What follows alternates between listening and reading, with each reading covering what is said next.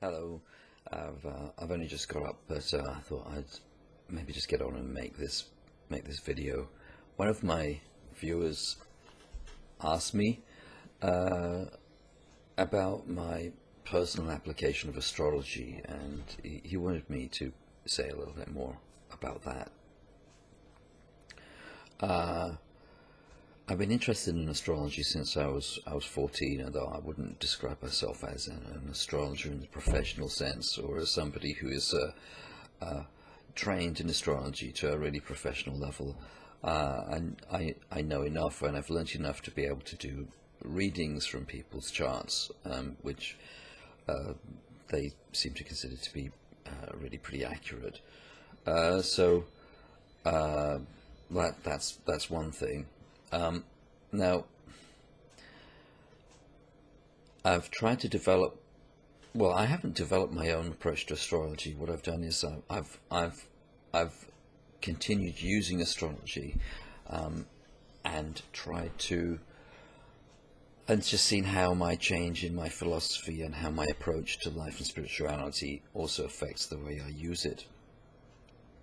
At the time when I came into astrology, it was just about the rise of really the sort of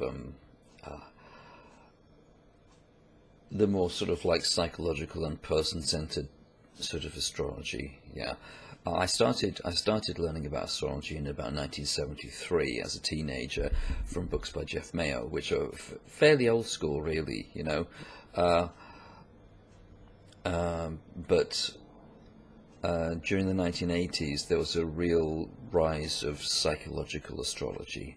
The astrology I'd learned had always been much centered on the natal chart of a person, and doing a personal sort of chart interpretations for people. But during the 1980s, it really went into things like, you know, trying to marry it with depth psychology and Jungian psychology and things like that. Now, this was quite an interesting time in some ways, and there are virtues to that approach, certainly, but it does get very. It gets very obsessed with the you know, the person's story, and it has a sort of like a glamour to it, which can just kind of like go on and on and on, you know, and it very much fits in with the rather hippie-ish stream of the 1960s, which was all about personal, personal potential and transforming yourself, and everything was transformation and transformation and transformation, and we were going to remake ourselves, remake the world, even if it's a little bit more nuanced than that in astrology, you know.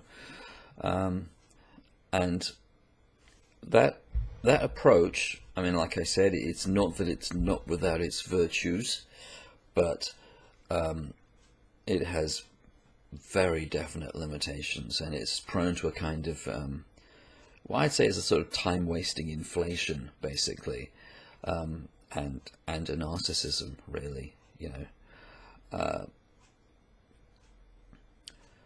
How do I approach astrology now?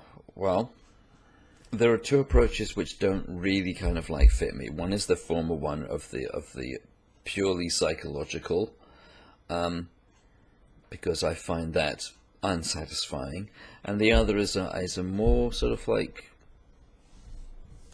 well, it's the esoteric astrology, which is more Christian derived, I would say, you know, in that it tends to have this idea of us coming from a great source that we are returning to, and we come here as if we were in a kind of a class, and we are learning lessons, and we incarnate over time.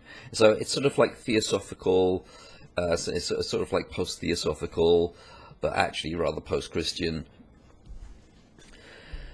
And that, you know,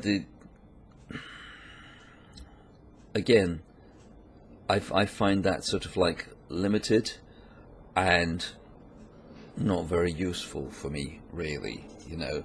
I don't share that philosophy in any case. I'd rather not be spending my time, you know, trying to train myself for what is basically a kind of pseudo-religious philosophy. It's not mine, you know, it's not the one I subscribe to, it's not the one that really interests me. So that, again, isn't very useful for me. So you end up with doing a bit of a sifting through things. And there are a lot of things which are, I think, interesting in astrology. One of the things you used to find people doing in like the 70s and 80s is everyone's going to astrology partly is to find out, well, who am I, which is a good thing. Yeah, it's very good to get self-knowledge, as far as I'm concerned. But that tended to really turn, a lot of that tended to turn into who can I become? Yeah, who can I make myself? You know, there's a great hope that one's hidden potential will turn into what you dream of. Yeah, and that's not always very. It's not helpful as an approach in the same way as if you were a scientist. It's not helpful to approach something with too much of an idea about what you should find. You know, there's a bit of a problem there.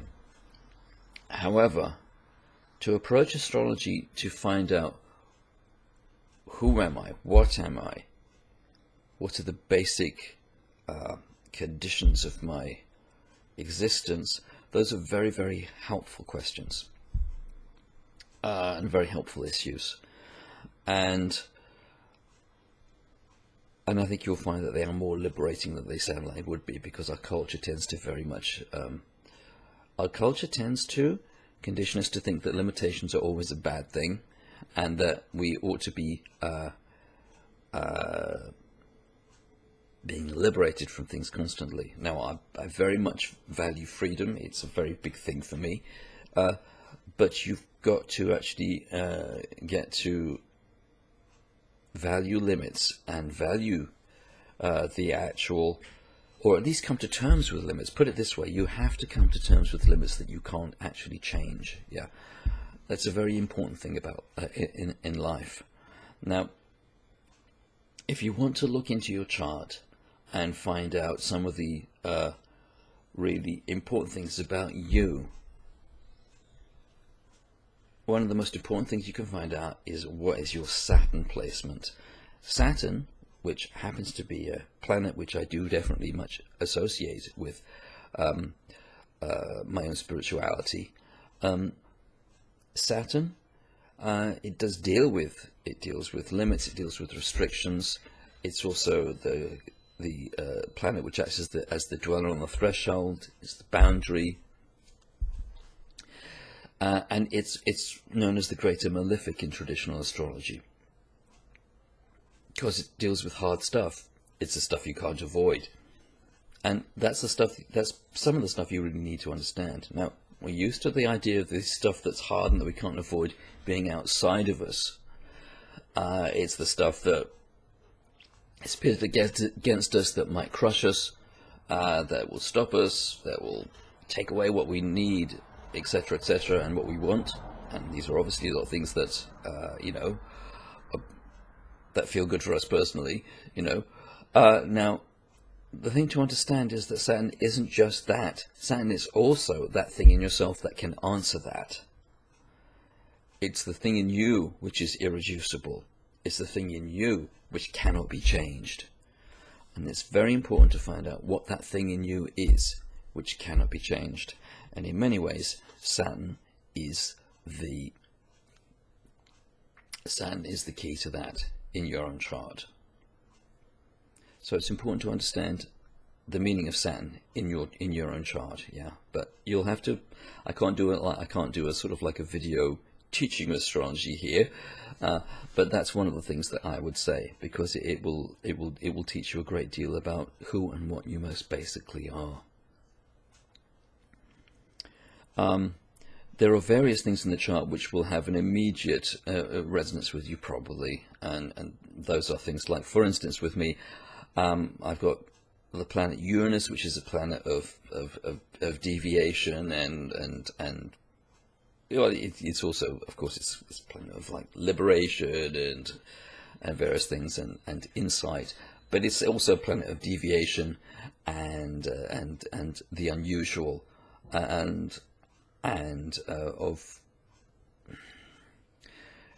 well, if you wanted to be really nice, you'd call it genius, yeah. But the thing is, it kind of like it just rips apart straight across things and does it its own way.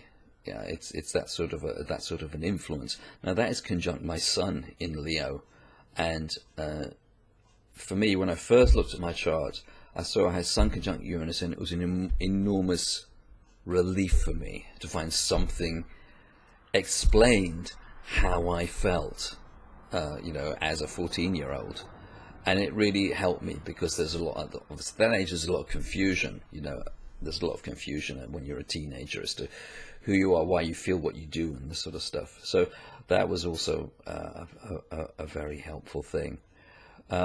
Things like that, you'll see things like that in your chart, and they will immediately seem to explain something, and that's a good thing. Yeah. But like I said, I think the position of Saturn is one that you need to look at. The other thing is something called the moon's nodes. Now, the moon's nodes are to do with the eclipses. They're basically 2 points in the sky. They're basically 2 points in the zodiac, in the circle of zodiac. And at those 2 points, those are where the lunar and solar eclipses occur if the sun and the moon are both there. Yeah, so that's basically it, and it's to do with the actual orbits of the sun and moon and their movements around the Earth, and as seen by us. And so you can track these eclipse points around the zodiac. Now these are very important points, and how they relate to the rest of your chart is important. They tend to be seen as very karmic in sort of like in certain forms of astrology, which obviously is a teaching in itself that you may or may not find useful, but they are also very important because they deal with things which are really basically woven into your life at a very, very deep level. And one point tends to provide challenges which are very, very fruitful. So you could say they're challenges, but they're challenges in the sense that you need to go and explore that and do it, because that will really, really pay off for you in some way. And I think that's actually very true. And the other one is stuff which it's as if you've already done all of that stuff. It's a big resource. And so you could either view these as being relating to past lives, or you can view them as relating to the other world, if you like. I think you could do either way. Either way, you can do that. There's to do that relationship with the relationship with what's bigger than what you are here now, this life, which is why they're considered karmic, really. Now these are very important points as well. They're also things to really look into. So Saturn and the moon's nodes are two things which I think are tremendously valuable. There are other planets which I would consider particularly reflective of my philosophy as a Satanist. I mean, notably Mars, Pluto, Saturn. I think these are very important. If I had to have three sort of actual key ones, it will be those three. But that's not to say that the other planets aren't important as well, or don't have a reflection within my philosophy overall. But those three are really important for my philosophy as a Satanist. Now, what else? My overall approach to astrology nowadays is very pragmatic. I take a lot of it as being like a weather forecast, and as with a weather forecast, it's supposed to give you something which is useful and which you then decide what you do with in order to be able to do what you want to do. That's my view of astrology. So when you see something's coming, you'll see, can I get around this? Can I not get around this? What do I want to do? So rather than it being a whole teaching, because I, as a Satanist, my teaching comes from the spirits rather than from a particular discipline. Yeah, it comes from the spirits. But astrology gives you a sort of weather forecast, which you can then decide what you want to do with. And of course, with certain sorts of weather, there's absolutely nothing you can do, or certain sorts of impact, there's nothing you can do. Also, sometimes it's a bit more like an earthquake forecast, So, but the point for me is that it should give you, as an individual, something that's useful to actually work with, either to understand and